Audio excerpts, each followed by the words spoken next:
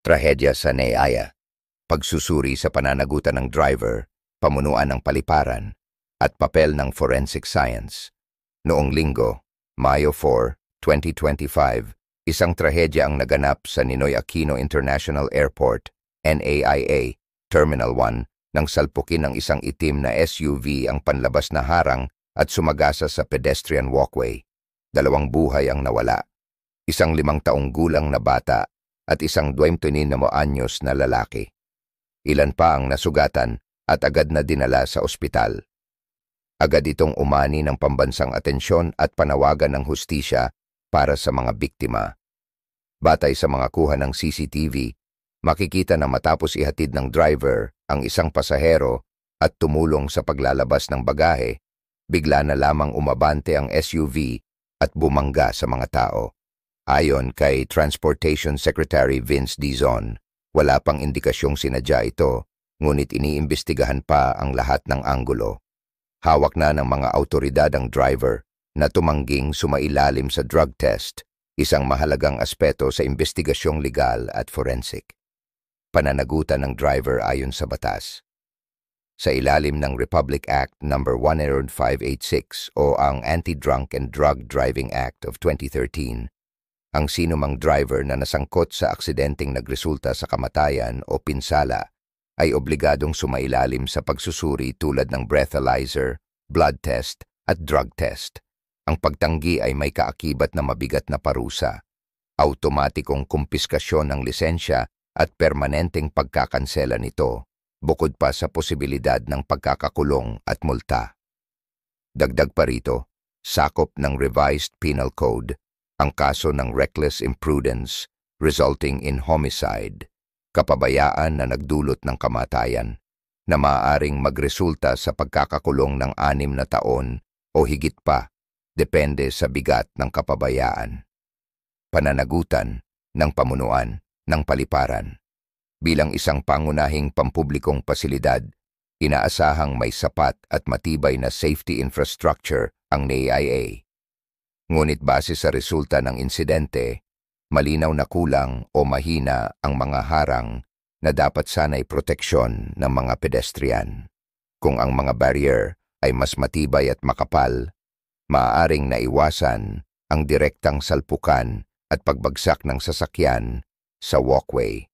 Ang Civil Aviation Authority of the Philippines, CAAP, ay may pananagutan sa pagtiyak ng seguridad sa loob ng mga paliparan.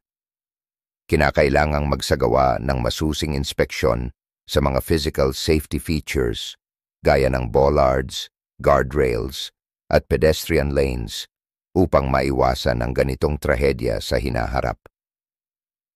Papel ng forensic science sa investigasyon. Napakahalaga ng papel ng forensic science sa ganitong klaseng insidente. Narito ang ilang mga aspeto kung saan mahalaga ang interbensyon ng mga forensic experts. Una, forensic toxicology. Isa sa pangunahing hakbang ay ang pagtest sa driver para sa presensya ng alcohol o ipinagbabawal na gamot. Kahit pa tumanggi ang driver, maaaring mag-request ng court order upang mapilitang magsagawa ng drug test. Ang forensic toxicology ay makatutulong upang matukoy kung ang driver ay nasa impluwensya ng droga o alak nang mangyari ang insidente. Pangalawa, forensic engineering and crash reconstruction.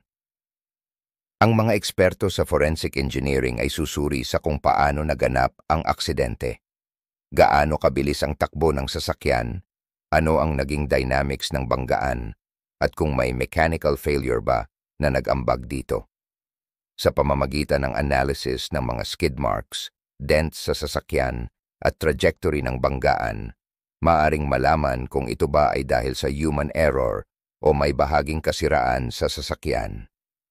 Pangatlo, forensic pathology. Ang mga bangkay ng mga nasawing biktima ay isa sa ilalim sa autopsy upang matukoy ang eksaktong sanhi ng kamatayan. Mahalaga ito hindi lang para sa dokumentasyon, kundi para sa legal proceedings at civil claims. Tinutukoy rin dito kung instant ang pagkamatay, kung may signs of impact sa ulo, leeg o katawan, at kung may senyales ng pagkaladkad.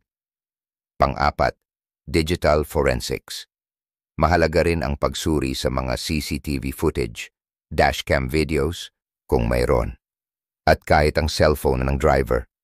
Maaring makita dito kung distracted siya, held texting habang nagmamaneho, o kung may abnormal na kilos bago ang banggaan. Panglima, forensic documentation and chain of custody.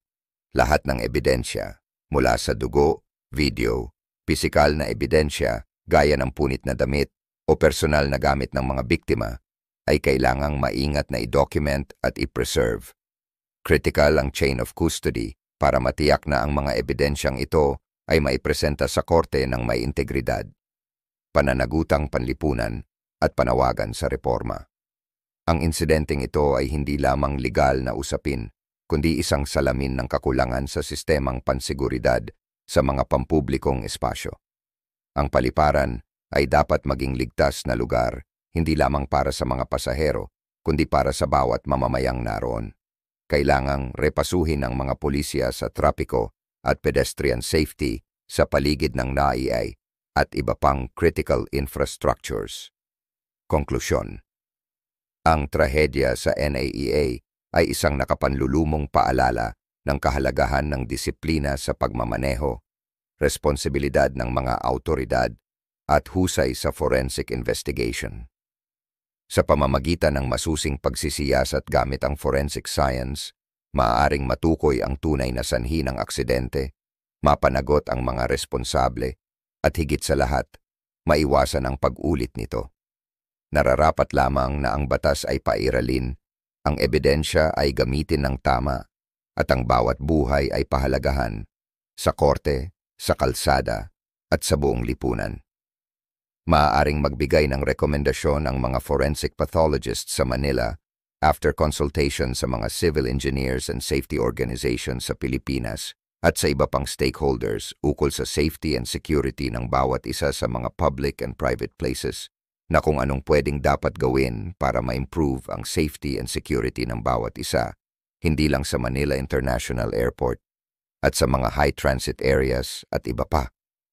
Tayo pong lahat ay dapat mag-ingat ng lubos kahit nasaan tayo. Lagi nating babantayan ang mga maliliit na mga bata.